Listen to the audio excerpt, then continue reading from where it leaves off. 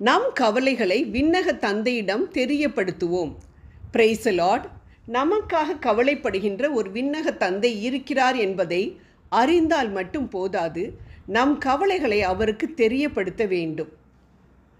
பிலிப்பியருக்கு எழுதிய திருமுகம் 4வது அதிகாரம் 6-7 இறை வார்த்தைகளில் புனித பவுல் இவ்வாறு கூறுகின்றார்: எதை பற்றியும் கவலைப்பட வேண்டாம், ஆனால் நன்றியோடு கூடிய இறைவேண்டல், மன்றாட்டு ஆகிய அனைத்தின் வழியாகவும் கடவுளிடம் உங்கள் விண்ணப்பங்களை தெரிவியுங்கள். அப்பொழுது அறிவெல்லாம் கடந்த இறை அமைதி கிறிஸ்து இயேசுவோடு இணைந்துள்ள உங்கள் உள்ளத்தையும் மனதையும் பாதுகாக்கும் என்று. ஆம், பிரச்சனைகளை நமக்குள் வைத்து கொண்டால் கவலையும் பாரமும் நம் உள்ளத்தை அழுத்தும், மனம் பாரமாக இருக்கும்.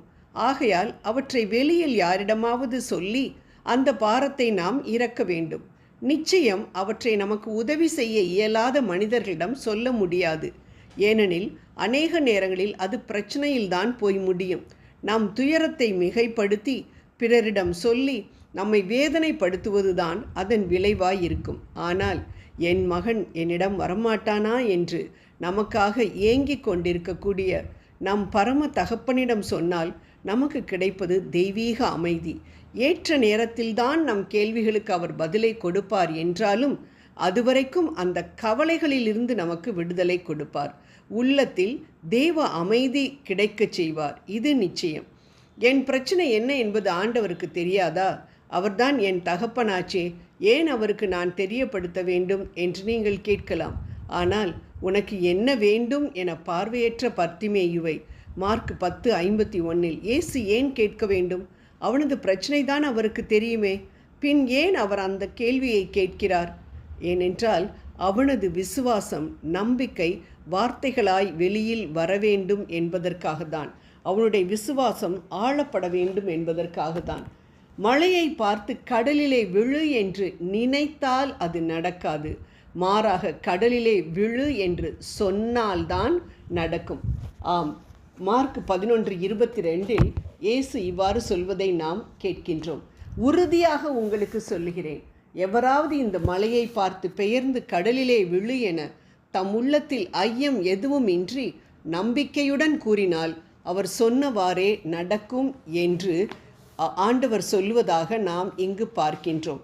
இந்த ஒரு வாக்கியத்தில் 3 முறை ஆண்டவர் பேசுவதை குறித்து சொல்லுகின்றார். ஏனென்றால் நமது விசுவாசம் பலப்பட வேண்டும் என்பதற்காக தான் அவர் அதை வலியுறுத்தி சொல்லுவதை நாம் பார்க்கின்றோம். மனதளவிலும் நாம் தெரியப்படுத்தலாம், ஆனால் வாயை திறந்து தெரியப்படுத்தும் பொழுது நமது மனபாரமும் இறங்கிவிடும். தேவனின் விருப்பத்தை செய்வதனால் நாம் கேட்கும் காரியமும் பதிலளிக்கப்படும். ஆண்டவரே, என் பிள்ளைகளை, என் கணவரை குறித்த காரியம் எனக்கு மிகவும் கவலையாக இருக்கிறது அப்பா.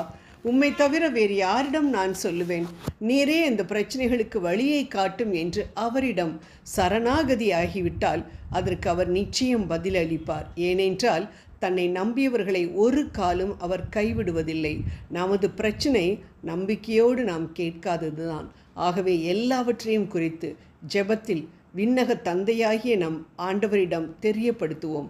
அதோடு புனித பவுல் சொல்லுவது போல நம் வாழ்க்கையில் நடந்த பிரச்சனைகளுக்கு ஆண்டவர் தீர்வை கொடுத்ததை குறித்து நன்றி சொல்லும் பொழுது ஆண்டவர் அற்புதம் செய்வார், கவலையை மாற்றுவார்.